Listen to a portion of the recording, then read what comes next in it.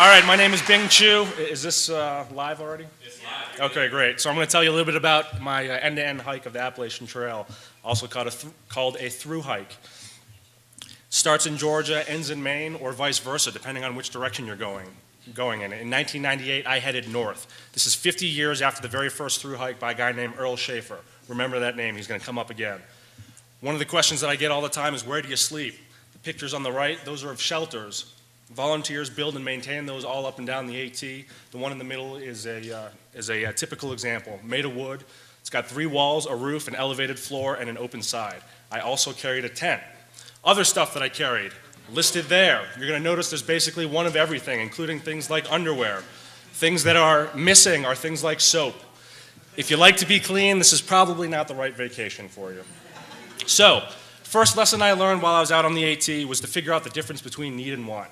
Everything that you have, you carry on your back. Up and down mountains all day, you pack it, you unpack it. If you don't use it every day, you probably don't need it. So, we're going to take a quick aside and talk about trail names, which are basically like Twitter handles. The main difference being, you typically don't give yourself a name, somebody else gives it to you.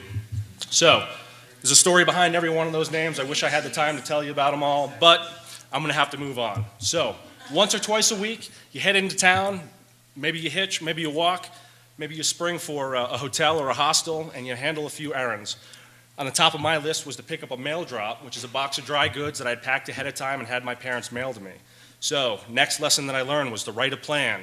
This was a really good one. You can't always find what you're looking for in these podunk little towns, so you mail stuff to yourself, and it works out pretty well. But this is really only half the lesson here. Probably the more important part is coming up, which is to be prepared to start a fire with that plan. I think I'm going a little bit too fast here. So, sometimes you're going to be lazy, you might be hurt, it might be raining out. Be flexible. This is advice that I got from somebody that had hiked 2 years ahead of time. Haggis, thank you for that. Best advice I'd gotten. One thing that I totally underestimated was thinking about quitting, which I thought about every day for the first 2 months and regularly after that. There was a 30-day stretch where we got rained on or snowed on. It really kind of takes something out of you. So we're about halfway through the presentation. I'm going to take a quick break and gather my thoughts while you marinate on that.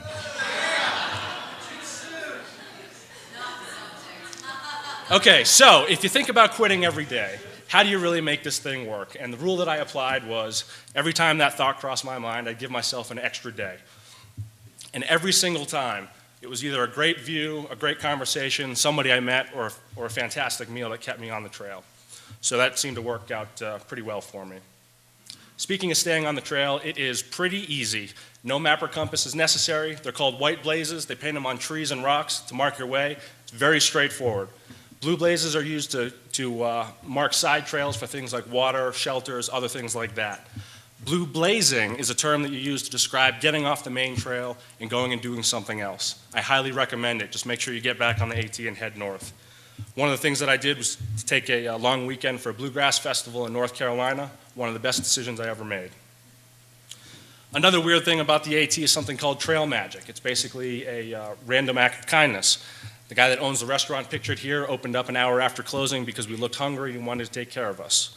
I've had perfect strangers take me in for a night just to put a roof over my head, people handing out PB&Js by the roadside. It's a pretty fantastic thing.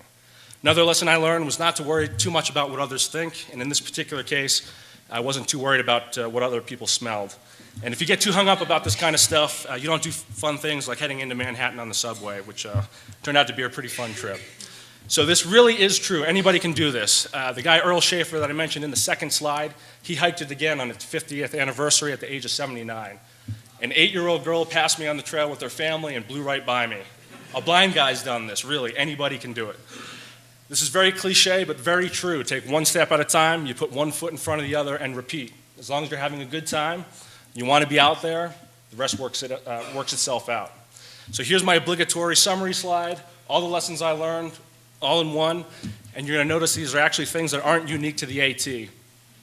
I actually try and apply these to my everyday life, and it's worked out pretty well so far. So, anyways, my name's Chou. I'm King Cheese on the AT, Virtually Bing on Twitter. I've started loading my journal entries from my through hike on virtuallybing.com, and there you have it, 2,000 miles in 7 months in 20 slides and 5 minutes.